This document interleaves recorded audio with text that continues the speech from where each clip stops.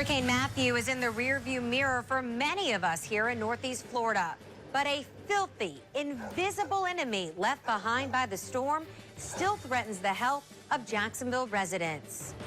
It is an environmental meltdown. 11 million gallons of raw sewage, human waste, accidentally released into our rivers and streets after the storm knocked out power to dozens of lift stations, according to JEA. And because E. coli can make you extremely sick, even cause anemia and kidney failure, the I-team worked with a local laboratory to test the water for ourselves for E. coli. Now, we went to communities last Thursday where large amounts of sewage spilled, and we compared those results with the results taken by JEA immediately after the hurricane. The good news is that the raw sewage levels are decreasing, but fecal coliform is still very present in many of our waterways. This is what hundreds of thousands of gallons of raw sewage looks like before it's treated by JEA. The human waste emitting an awful stench that all of us flush and forget. Now just imagine the same raw sewage spilling into streams and onto Jacksonville roads. It's exactly what happened when Hurricane Matthew knocked out power to 5% of JEA's lift stations. And we have at least 67 known conditions of that were associated with the hurricane. The I-team took a closer look into what happened at 3 JEA lift stations, which discharged large amounts of sewage to examine the potential environmental impact. Here off Alachua Road on the west side, near Ed White High School, 848,000 gallons of sewage spilled into Wills Branch Creek, according to JEA. JEA's allowable level of fecal coliform in streams equates to a score of 800, but the utilities test reveals the stream scored 5,300 for the presence of E. coli 3 days after the storm. At this West Side Creek near 118th Street, JEA reported 196,000 gallons of raw sewage spilling into the nearby neighborhood. JEA scored the fecal bacteria levels at 4,900, again well above the allowable score of 800. And at this lift station off Bradley Drive, where 288,000 gallons of raw sewage spilled, JEA scored Jones Creek at 2,300 on October 11th. And if the water is quiescent, not moving, it obviously takes longer for an event to clear up.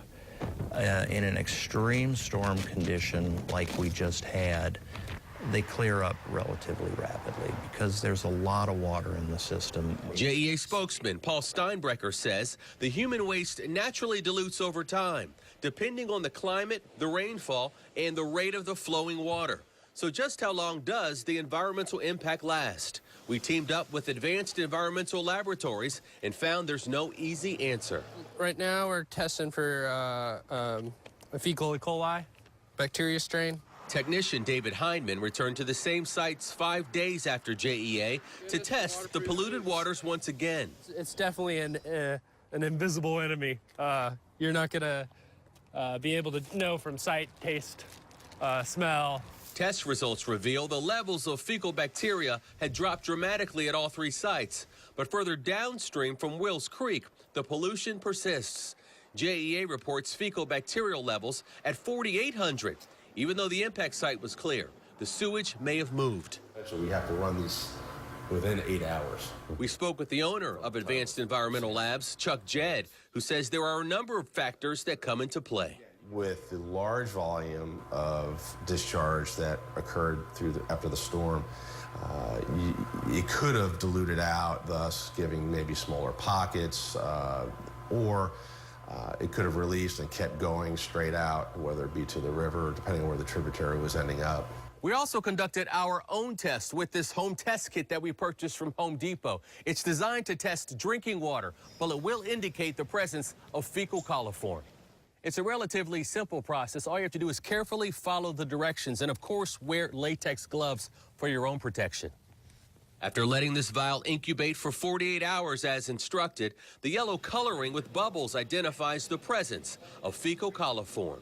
What's your message to the public after millions of gallons of raw sewage escaped? That we're going to focus on those pump stations and that we're going to get better.